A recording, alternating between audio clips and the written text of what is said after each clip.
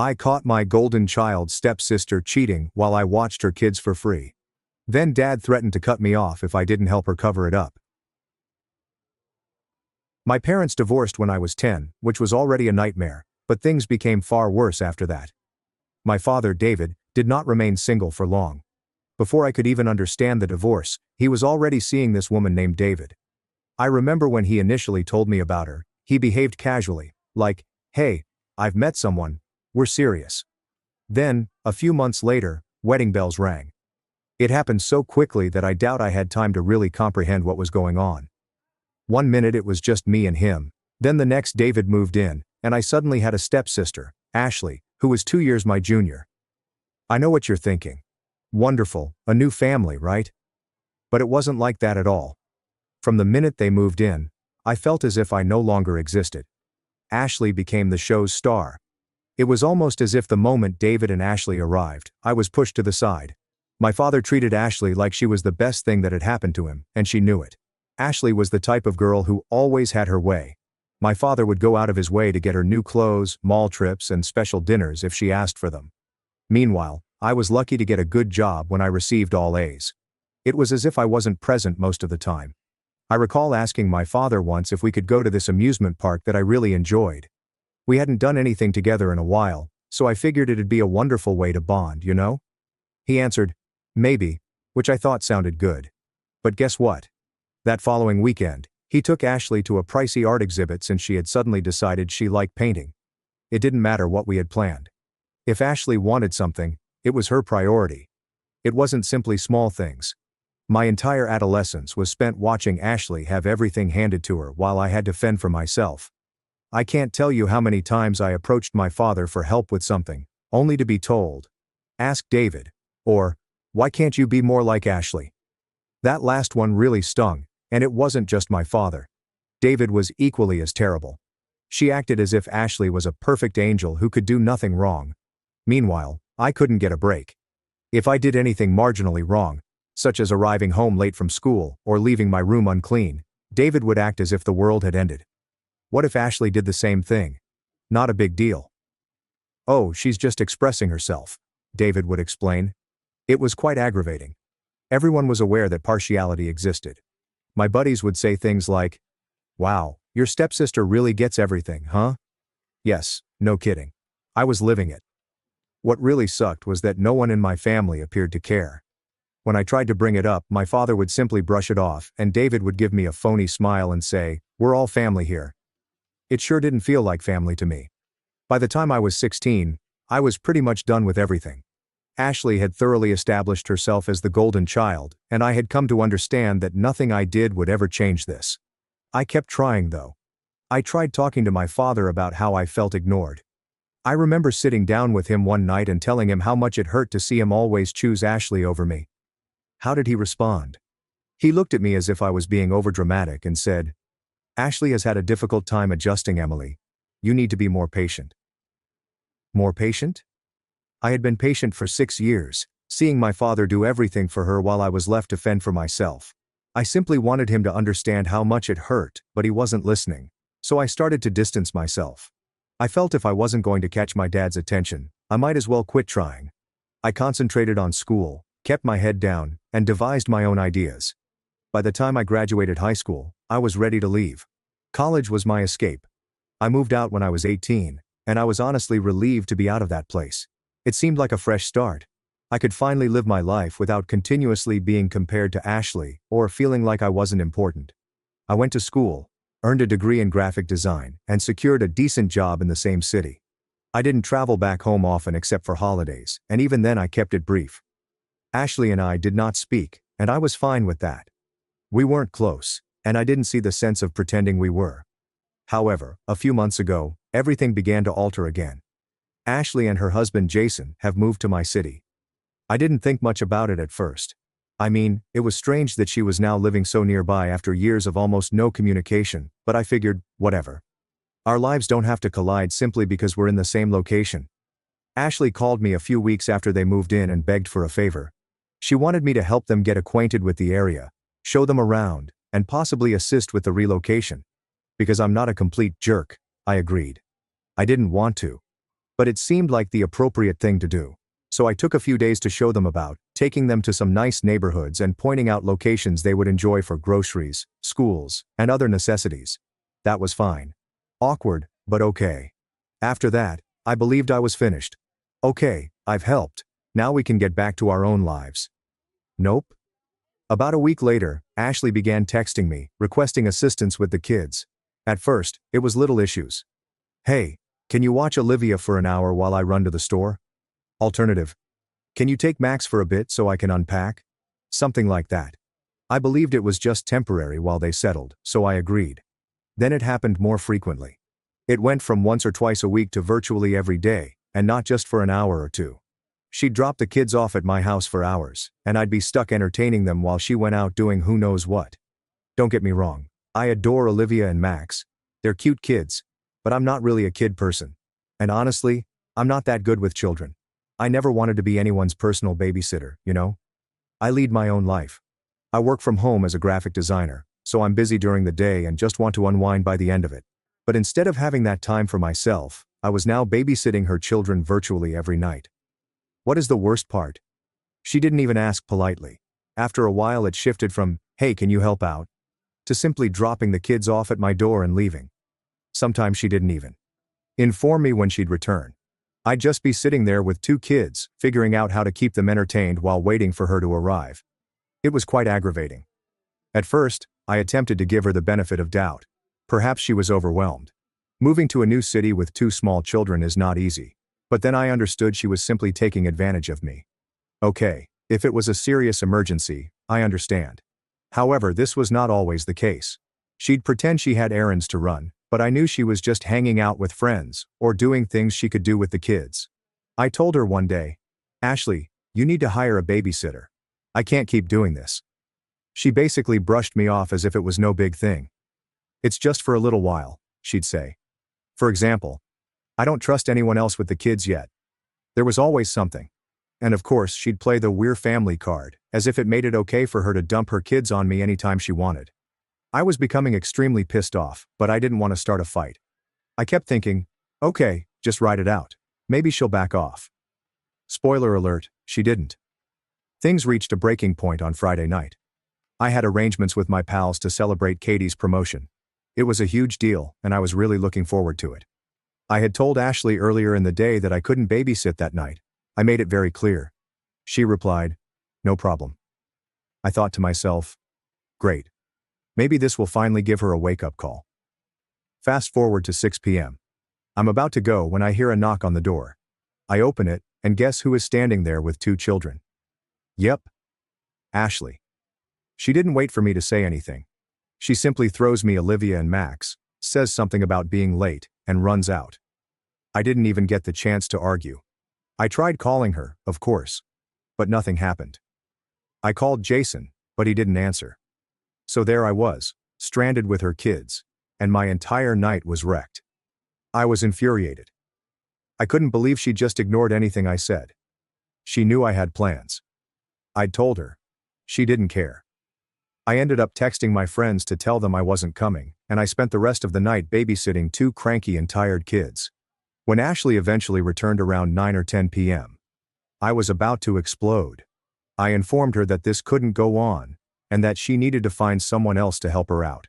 She looked at me as if I were the one acting unreasonable. "We're family," she said, as if that was expected to miraculously make things better. I told her right away, just because we're family doesn't mean I have to drop everything to help you. I have my own life too. She appeared astonished, as if she couldn't believe I was actually standing up for myself. She became defensive, of course. Said I was being selfish, that I should be assisting her more because she is new to town and does not know anybody else. But I wouldn't have it. I informed her that I wasn't her free babysitter and that if she wanted help, she should pay someone. I believe she expected me to back down or apologize, but I did not. I was done being taken advantage of. I had had enough of feeling as if my time didn't matter. Ashley departed in a huff, and I assumed that was the end of it. But nah. Things were about to get much worse. A few days after telling Ashley off, I was simply trying to get back into my normal routine, focus on work, and put the whole incident behind me. I didn't want to start any drama. But drama found me anyhow. It was Thursday afternoon when Ashley called. She didn't even say, hello. Instead she said, I can't believe how selfish you're being. I didn't even have a chance to say anything before she began ranting about how she needed me to help with the kids and how she was going through a difficult time. I took a big breath and told her, Ashley, I've already told you I can't babysit all the time. I have my own issues to deal with. And I assumed that was it. Is this the end of the conversation? Wrong. She started going on and on about how I should care more since we're family and how it's unfair for her to have to handle everything on her own. At this point, I wonder, is she even hearing me? I tried again to explain that I couldn't drop everything simply because she needed someone to care the kids. I told her that was not my duty, and she had to figure out her own daycare issue. You'd think she'd have gotten it by now. But, nah. Instead she becomes enraged and begins to weep, accusing me of abandoning her when she is most in need of assistance. It was like speaking to a brick wall. And the worst part? After she hung up, I assumed that was the end of it. But then my father called. Now let me tell you something about my father. He's always had a blind spot when it comes to Ashley. It's as if she can do no wrong in his eyes, whereas I've always had to deal with being second best. What about this phone call? This one took the cake. So my phone rings, and I realize it's my father. I suppose he's calling to check in or something. Perhaps to cool the situation down. But as soon as I pick up, I can sense his tone is odd. Emily, he whispers. We need to talk about what's been going on with Ashley. I roll my eyes, knowing just where this is going. Okay, what's up? I ask, attempting to maintain my composure. He quickly jumps in, stating Ashley is sad and has been struggling with the relocation and the kids, and that I should be more understanding. He's talking as if Ashley is some kind of saint who is simply overwhelmed and I'm the bad guy for not stepping up.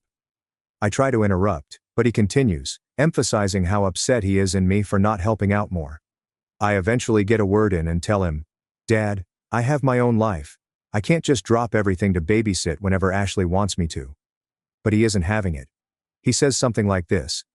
That's what family's for, and you need to be there for your sister. That was when I snapped. I informed him, Ashley's not my responsibility. She's an adult, and if she can't handle her own kids, she needs to figure that out without dragging me into it. I spoke quietly, but within I was boiling. But then my father slaps me with something unexpected. He says, if you don't start helping out more, I'm going to cut you off. Now, when I say cut off, it's not like my father has been paying my expenses or anything. I've been self-sufficient since I left for college, but we've always had this unspoken agreement that he'd assist me out if I needed it.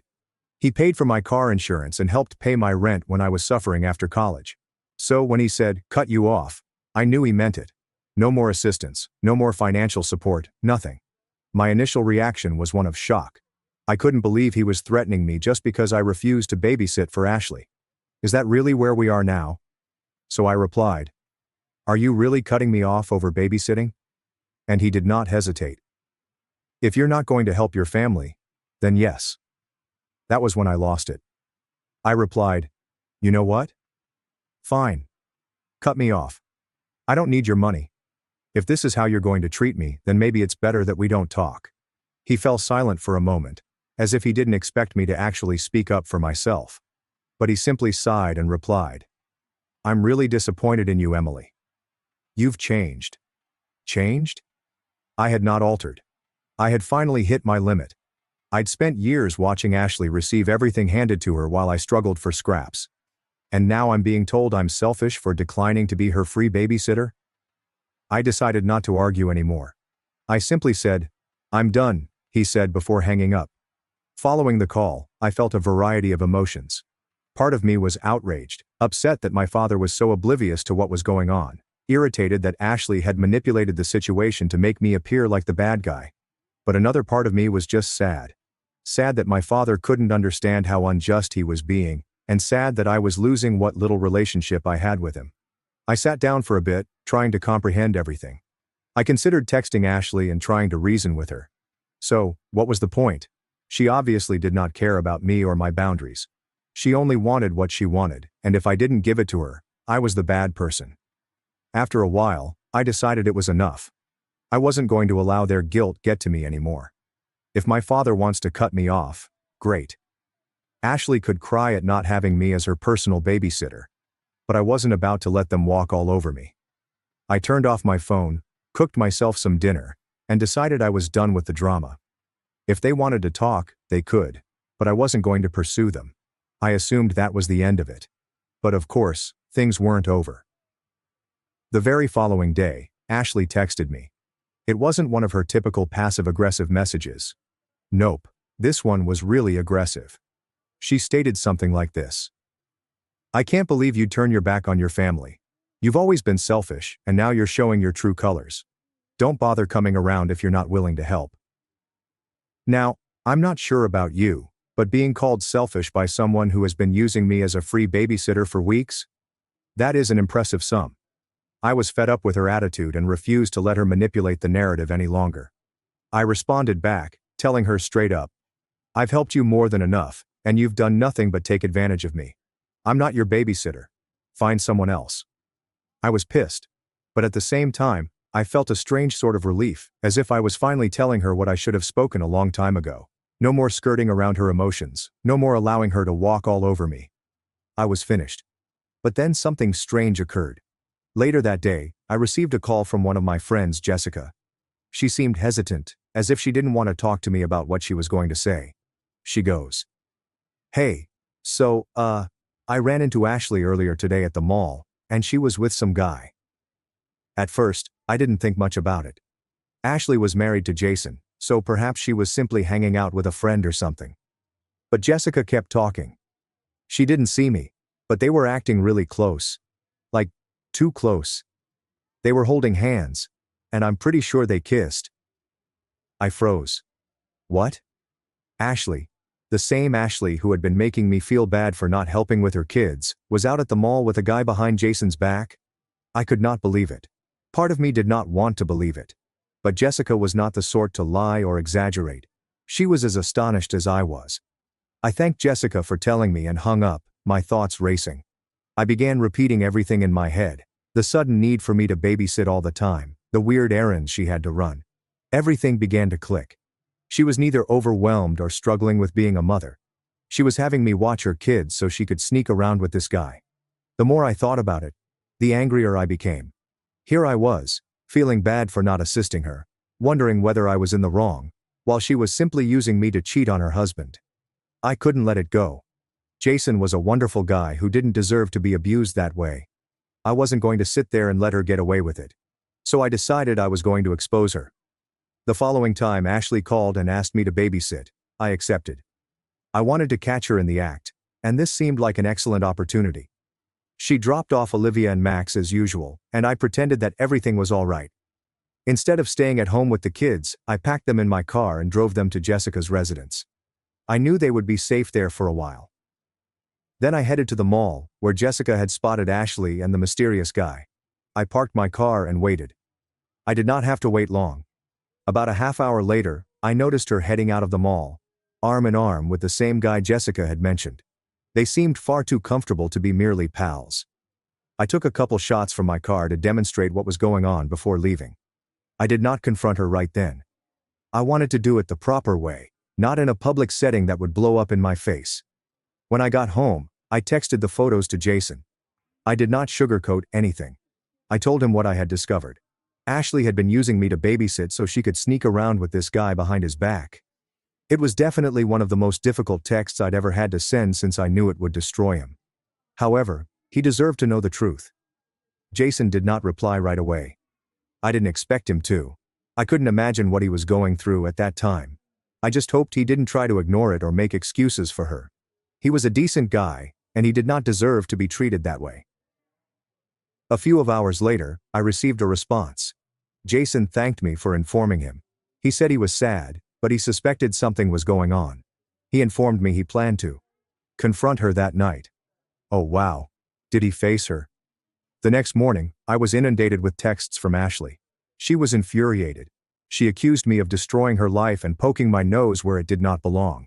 She tried to twist everything, claiming that I was only bitter and envious, and that I wanted to destroy her family. It was wild, as if I was the bad guy for telling the truth. I didn't bother responding. There was nothing more to say. Ashley's guilt-tripping would not change my mind about doing the right thing. Later that day, I received another SMS from my father. He wasn't pleased either.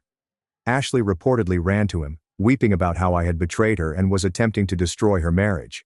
And of course my father supported her because why wouldn't he? He sent me a lengthy text about how disappointed he was in me, how I should have remained out of it, and how I was not acting like a member of the family. That's when I understood there was no way to rectify this. My father was never going to see things from my perspective. He had gone too far when it came to Ashley. Whatever I did, he'd always see me as selfish, so I sent him a quick and basic text back. I replied, "If you can't see that I did the right thing, then maybe it's better we don't talk." And that was all. I cut him off. I cut Ashley off. I was finished. Ashley started reaching out again less than a week after I introduced her to Jason. I was receiving texts like, "I know we've had our differences, but we're still family, and you can't just walk away from this." She was trying to guilt me, as she often does. It was the same old deceptive bullshit. She was not sorry for what she had done. She was only sorry she had been caught. Initially, I ignored it. What else was I expected to do? I wasn't about to deal with someone who had taken advantage of me and then turned the matter around to make me appear terrible. But she didn't give up. The texts continued flowing, and then the calls began. She would leave long, rambling voicemails about how I had ruined her marriage and how she didn't know what to do without me. Everything was so false. She was attempting to make me feel awful for standing up for myself, and honestly, I wasn't falling for it. However, Jason unexpectedly called me. I hadn't actually spoken to Jason since I sent him the images of Ashley and the other guy. After that, I kind of let him deal with his own issues. I believed he needed time to comprehend everything, and I didn't want to be engaged in the aftermath. But when I saw his name on my phone, I became scared. I wasn't sure whether he was phoning to thank me or to lash out. So I picked up, and to my surprise, Jason was actually very calm. He said, "Hey, I just wanted to say thank you." I felt put off. I had no idea what to expect, but thank you was not at the top of the list. He went on to say that when I told him about Ashley's affair, he confronted her and revealed everything. Ashley attempted to lie at first, but when he showed her the images, she couldn't keep up the facade. They evidently had a tremendous disagreement, and she admitted it all.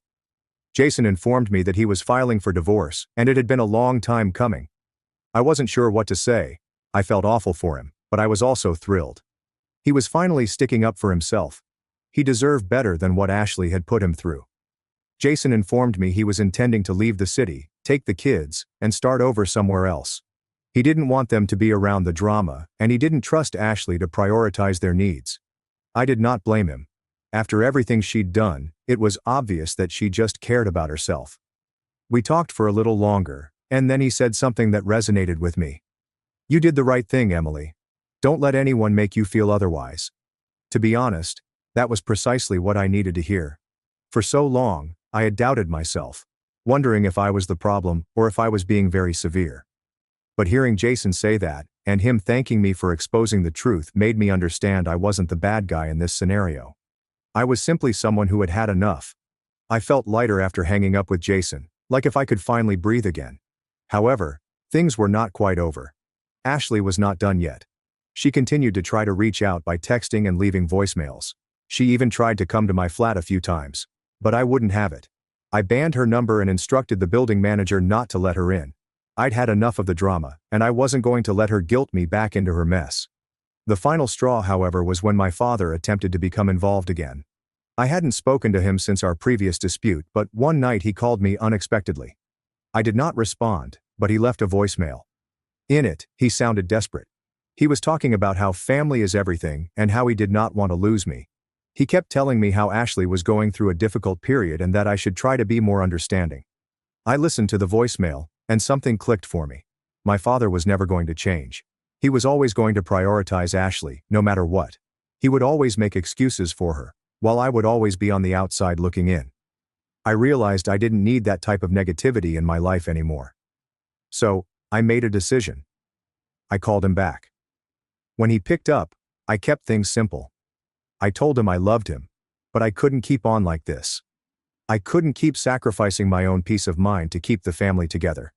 I told him that if he couldn't respect my boundaries and view things from my perspective, maybe we shouldn't talk for a bit. He started to argue, but I stopped him. I assured him I was no longer mad. I was just exhausted.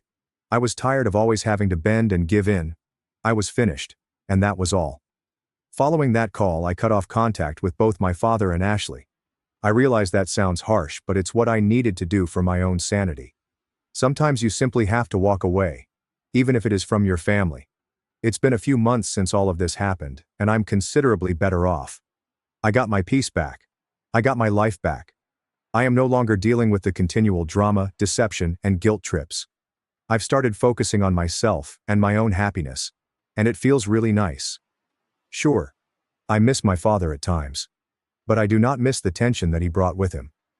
I haven't heard from Ashley since, and I am absolutely okay with that.